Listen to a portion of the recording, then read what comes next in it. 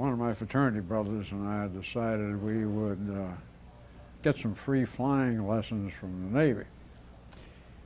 So at the end of the trimester system that we were on in the spring, we went over to Raleigh and tried to enlist. That they sent us down to, after a little preliminary physical, they sent us down to Atlanta to have more testing and let the Navy delve a little deeper into our motives. So we were accepted. I had to eat a whole bunch of bananas to make sure I could pass the weight requirement.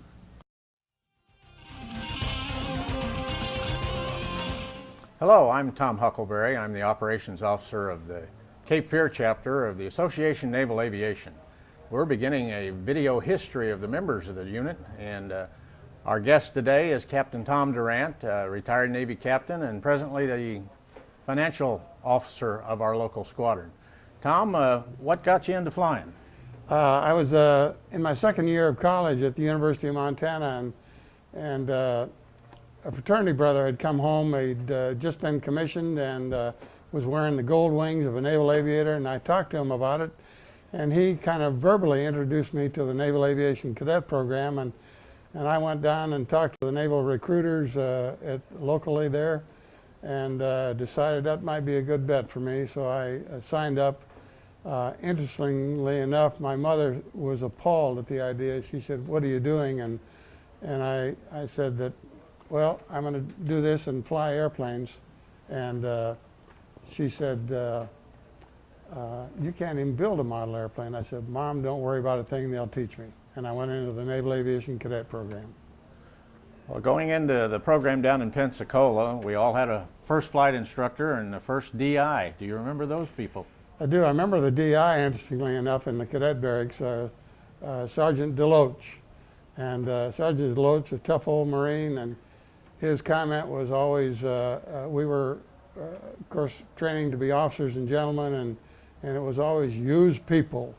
We were always addressed as use people.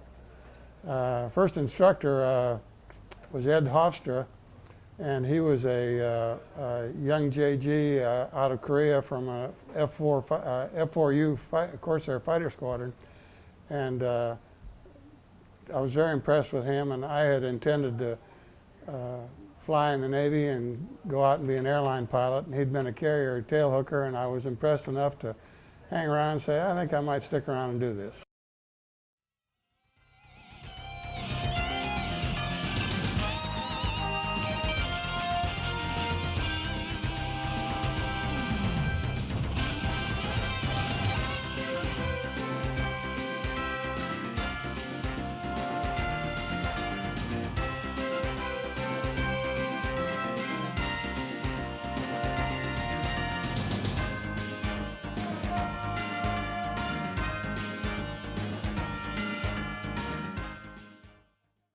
Say 19 January or something, TET of 68 kicked off, and I had flown one hop TPQ about 2 o'clock in the morning. I was going out on a second one and had my foot in the cockpit of the seat, and the plane captain had my other boot helping me get in the seat.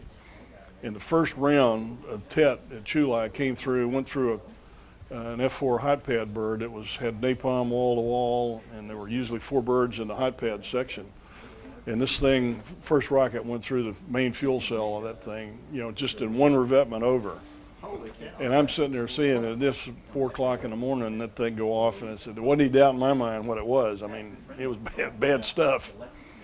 And I remember looking down at this troop that had my boot helping me in the seat, and his jaw dropped down to the floor, and I grabbed him. I came out of that seat and grabbed him on the way down, and there was only one bunker that I knew about. That was around the corner of the hangar. It was one sandbag thickness thick, which was really nothing. And so I grabbed him and threw him in that, and we sat there for the rest of that. And you could hear the rockets were coming almost parallel to the deck. They were coming just point blank, and they hit the MAG-12 bomb dump. 12,250-pound bombs went up simultaneously, And there for a brief moment I thought, well, you know, the game's changed, we've been nuked, because just this big flash, and then the pressure from that came and flattened a bunch of the hangars at Mag 12 and, you know, some of our buildings, but and then it got kind of quiet. But probably the scariest thing of that whole thing was my Rio, who I flew with, is a guy from Oklahoma, Gary Glisson, was starting to get a little antsy, and he wouldn't fly. He'd gotten to where he wouldn't fly with anybody but me, and that usually you pair it up as much as you can, but and we had several dicey hops together, and but he just said no, he wasn't going to fly anybody but me. But anyway, he was getting antsy in the bunker there after it quieted down. So just to keep him calm, we decided we'd snoop and poop and crawl, you know, in the sand from where we were about 100 yards up to the squadron ready room from the hangar. And all of a sudden, about halfway through that, it dawned on me that wasn't too good an idea, because the Navy dentist crowd there, somebody had just gotten a 50 caliber machine gun on a tripod, and they were putting it outside their dental thing on the hill.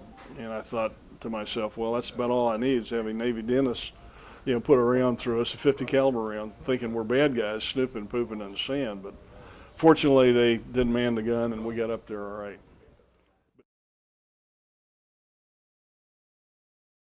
I got orders to the USS Carl C, which at that time was the newest, the biggest, the most powerful warship in the world. It was a brand new aircraft carrier commissioned in October '47. And its two sister ships, the Roosevelt and the Midway, had been commissioned earlier, and they were a little bit smaller or different, or not as new. We thought we were better. And from there, I got orders to flight training, and reported down there in May of 1950. And they said, all of the ensigns coming in here, you got to take promotion exam for Lieutenant JG. So we'll let you study for 2 or 3 weeks before you have to. So we studied for a couple weeks, and 1st of June we took the exam, and then we started flight training. Pre-flight for 6 weeks, and then out to Whiting. And went through Whiting, went through Corey Field, and then went through Softly. And what was your first airplane then that you actually got in and took the controls of? SNJ. Well, actually, the first one I took controls of was the OS-2U when we were midshipmen at the Naval Academy. They had a Catalina flying boat and an OS-2Us, which was a single pontoon. And they put the midshipmen in those, and we fly around. And I got into the OS-2U. I made about 6 splash and goes on the Severn River there, and the instructor said I did pretty well, which I thought was fine. It looked like you know, it was very nice, a lot of fun, so I enjoyed it.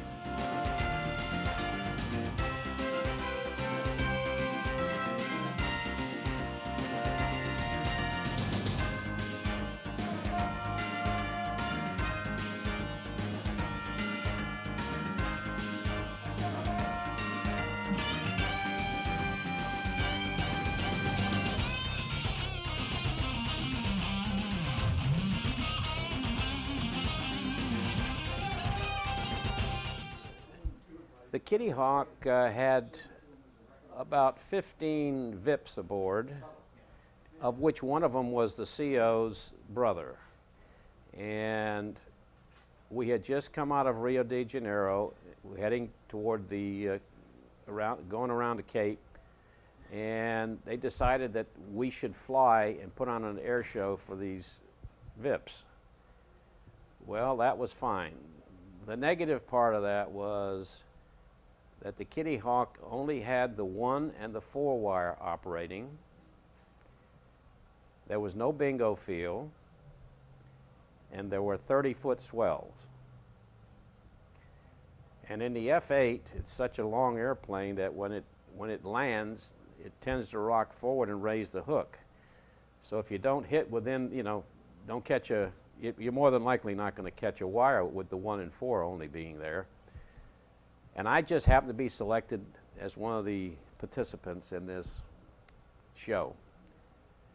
Well, I do remember trying to taxi on the flight deck when the deck was it must have been, I don't know, it felt like it was at a 30-degree angle when they were making turns, and I was trying to taxi.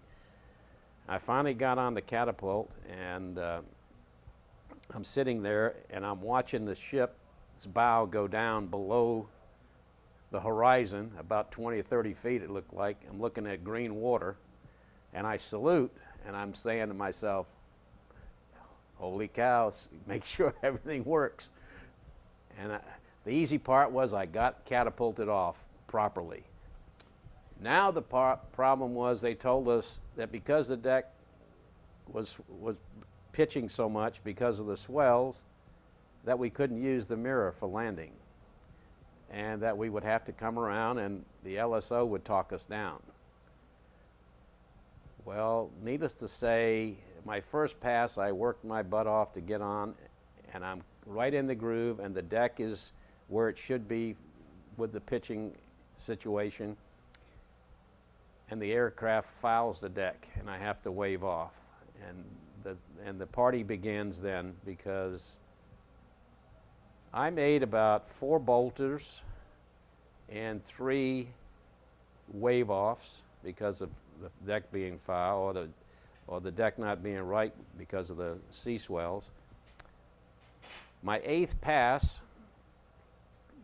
I come around and I say, I'm going to land this time. And everything was pretty good, but I was high. And they said I was high, so what I did was the stick left and right to kill the lift, and I landed flat, caught the number 4 wire, and blew all 3 tires. And I could care less. I was aboard. So I had arrived.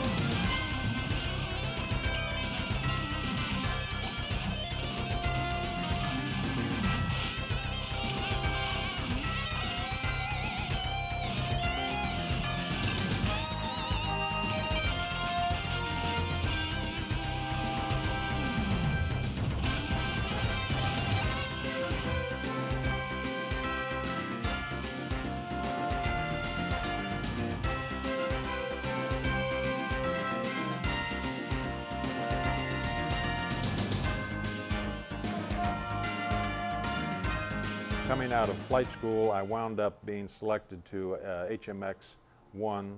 That's the presidential squadron out of Quantico, Virginia. And I got to go there for 4 years, and I loved that. Now, my best tour was the HT-18 as a flight instructor there. That was the most fun of anything I've ever done. That was the most fun. Most rewarding was HMX-1. Now, that was a tour that was just, it was outstanding. What did you like about it? Just to begin with, my introduction to the VH-3D, the presidential helicopter. Us new guys went in and got a tour through an H-3 in the hangar, and you just can't imagine what you saw. Is that what he's flying in? That's the Yes. Sikorsky. You could shave in the paint. You go into the cockpit. It's like it's in a museum. There's no dust. There's no scratches. There's no dirt. There's carpet. There's air conditioning. And the windshield, you get into most aircraft and it's got scratches and it's crazed and the sunlight comes in and it's hard to see out through that crazed, scratched windshield. Not a scratch in an H-3's windshield. There's no bird poop. There's nothing. Yeah. It's like it's pristine and it's maintained the same way.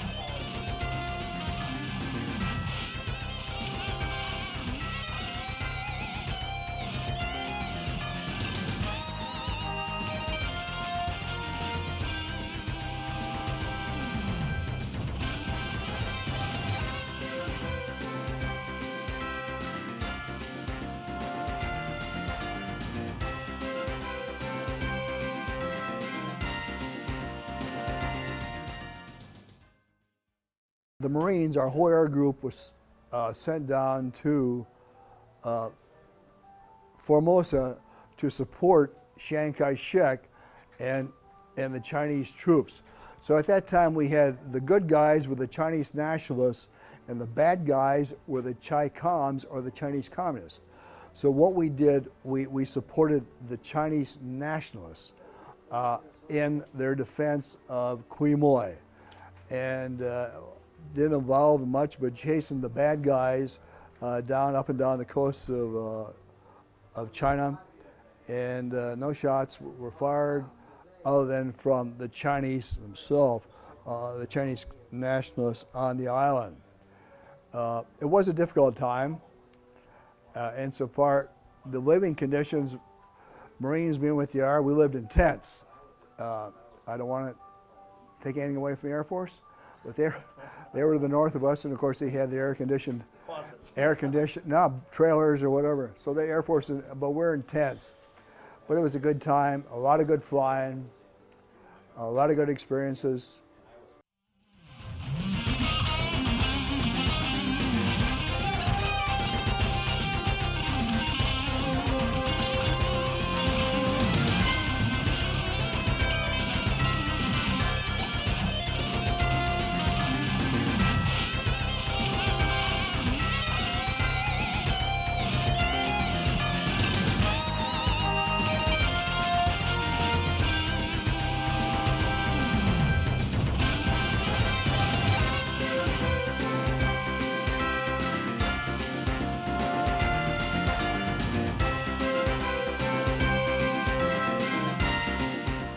My airplane had a tire that was had a big spot and I couldn't take it. It wasn't airworthy.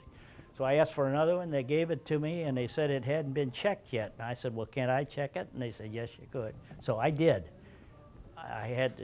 It delayed me. I was doing the run-up, and eventually I caught my friend, and as I pulled up beside him, he says, you're smoking.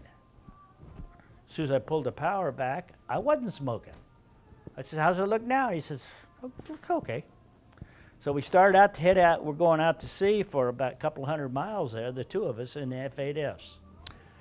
And I got to thinking, you know, this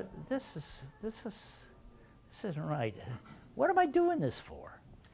Well, duty. Well, duty has to wait. This is crazy. So I told my friend, and he was my leader, by the way. He was senior to me, so even though I had drafted him as duty officer, he was my senior, and I was flying wing on him. I said, Joe, I got to go back.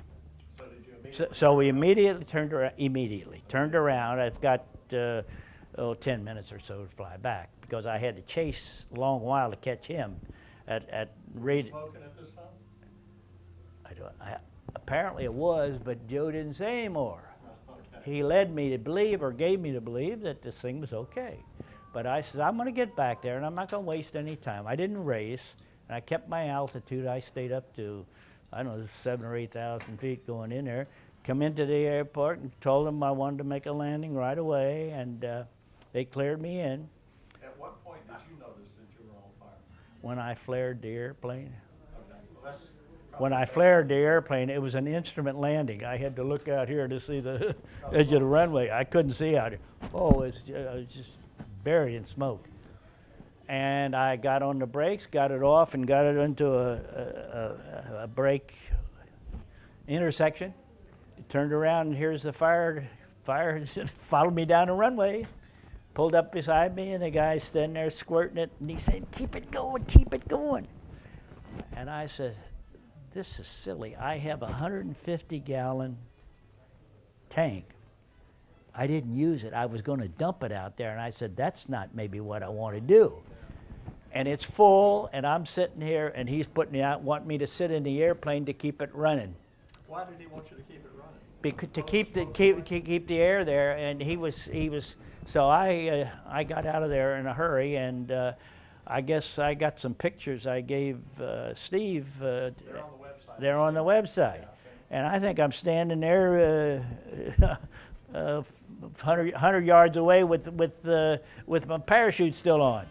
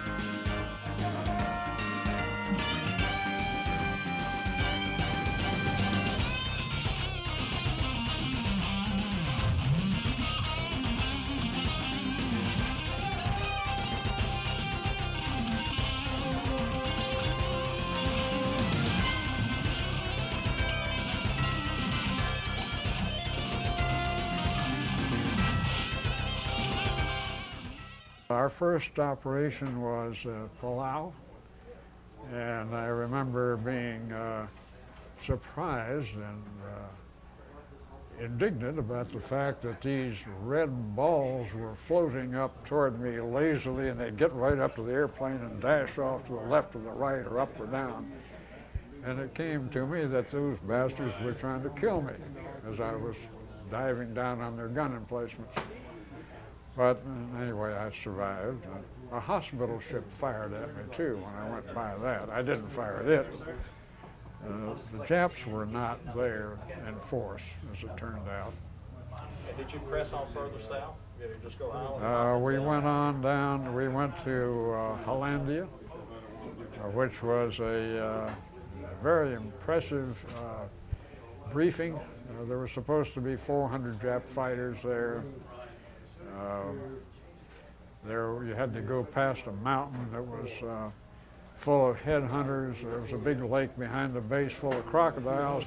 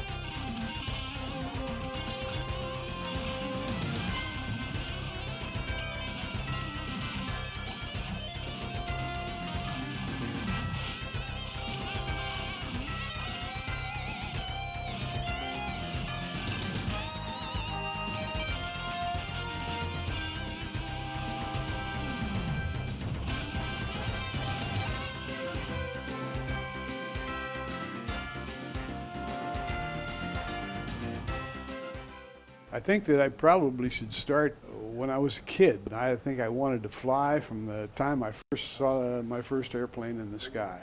I tell you, the first time that I flew that jet,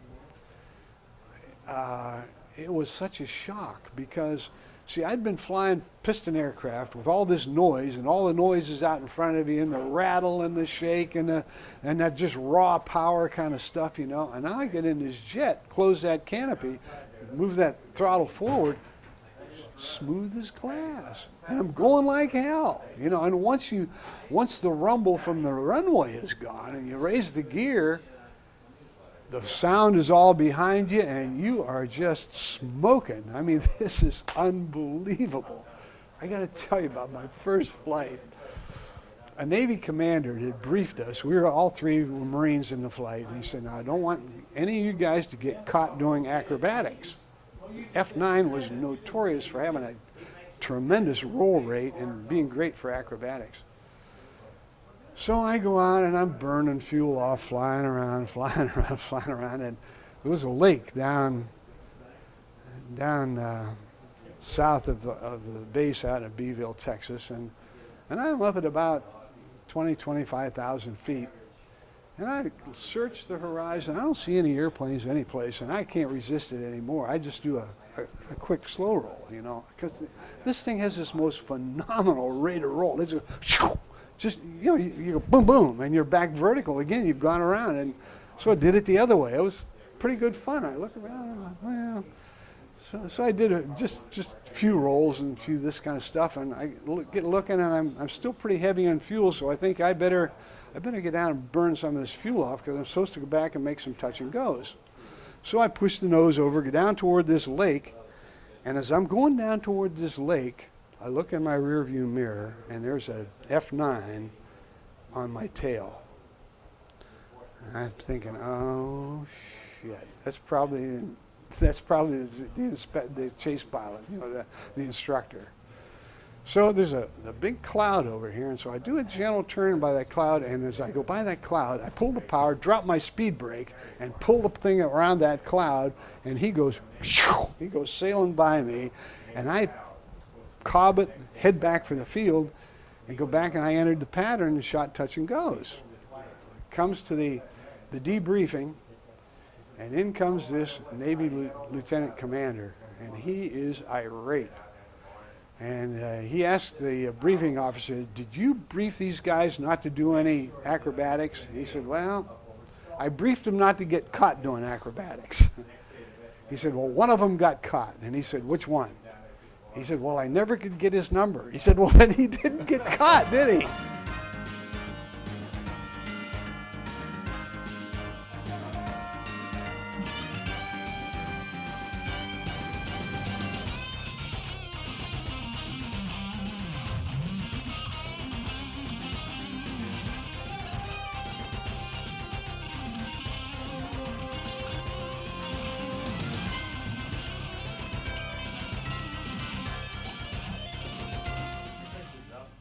This is a picture of me laying on the ground with on a stretcher with two Navy doctors trying to realign the bones on my one leg, one ankle rather, and they had done a good job on it. Then this is after they did their whatever they could to relieve the pain I had and put emergency realignment on my, and they're putting me in the ambulance at this point. At this point also I was told that there was some discussion about whether they should take me to the local civil hospital or take me to Great Lakes Naval Hospital, which was about 160 miles away. And because of my understanding is all the paperwork involved, they'd rather have me die in the Naval Hospital than in a local hospital. So we went to Great Lakes. This is a picture of the officers of the Civil Air Patrol that were involved, and also the Navy doctor, Francis McCullough, that put me all back together. It took a long time for him, and straightening bones and breaking bones. And this is a picture of the last landing I had in a naval plane. It's the hole in the ground that the plane made after it hit. It was, according to the Navy, it cost them $600 to have the hole filled in. This shows you a little bit about the year. If you can see the car there, and this was all the Navy or the Civil Air Patrol people that turned out to see or to try to effect a finding of me. One very interesting thing that happened, as I mentioned, I threw my cigarette lighter away and my cigarettes. I was in the hospital about 3 months, and a nurse came in and said, you have a visitor out here, and would you feel up to talking to him? I said, oh, sure, I feel fine. And it was a little guy, I guess he was about 10 or 12, and his dad. And he said he was hunting for me when they eventually did find me. He was looking around in the area, and he found the cigarette lighter, and he wondered if it was mine. So he thought they'd come up from Galesburg and see if it was my cigarette lighter. And the other part that I did mention is nobody got my new Buick because I stuck around long enough to wear it out. I don't think I have anything more to add.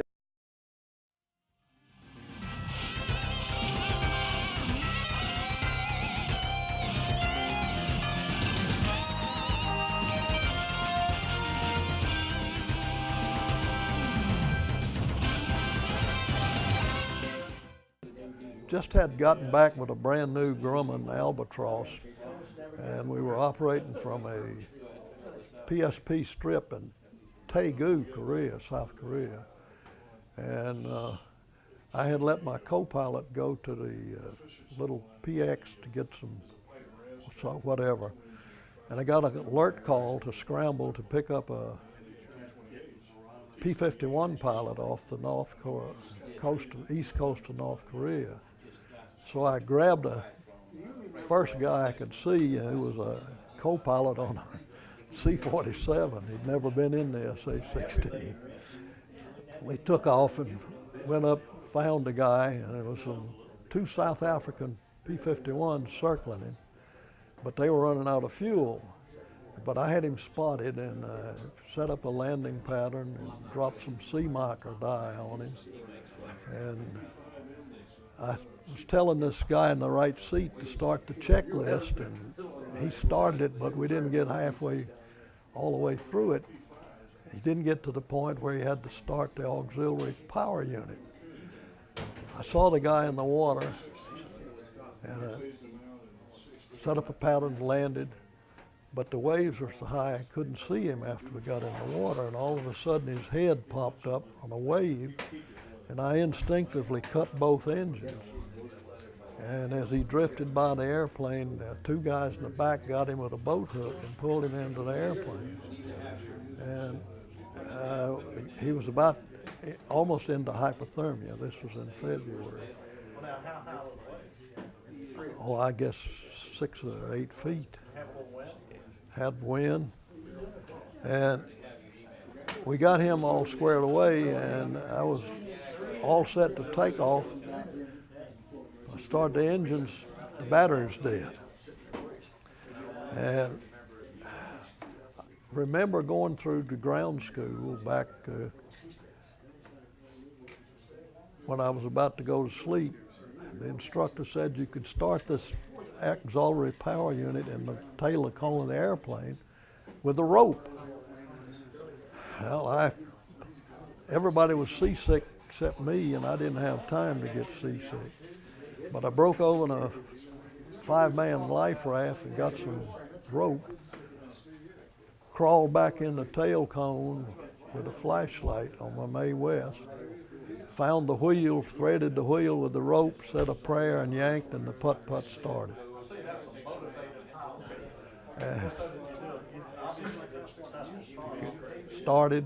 And by this time there was some North Korean gunboats coming out from Wonsan, but we got it squared away and got started.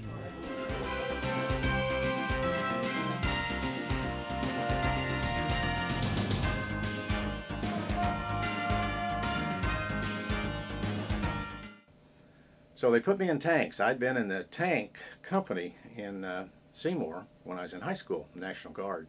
My father came back from World War II, was first sergeant, and he thought it would be good. And quite frankly, it was a nice way to get a cold beer on a Thursday night when I had my uniform on. That was the only time they would service, is when we had our uniforms on, so it made a nice Thursday night. But anyhow, the Marine Corps, seeing that, felt I would do very well in tanks. So I was sent to school in California and straight on to Okinawa. So 6 months into my marriage, I'm off to Okinawa for 13 months. I had a tank company. Started out with a tank platoon, later a tank company. Spent a year there, returned to find my 7-month-old son, who was born while I was gone. And from there went on to Quantico, where I had a tracked vehicle company. It was really support for the schools there, tracked vehicles, Amtraks, tanks, engineer equipment. And that's when I took my either 3rd or 4th flight physical. But lo and behold, I was trying to become a backseater in the F4. The vision requirements are not as strict. But the corpsman said my eyes were 20/10 and signed a document that said that. So instead of going off to Naval Flight Officer School, I was off to Pensacola to be a student naval aviator.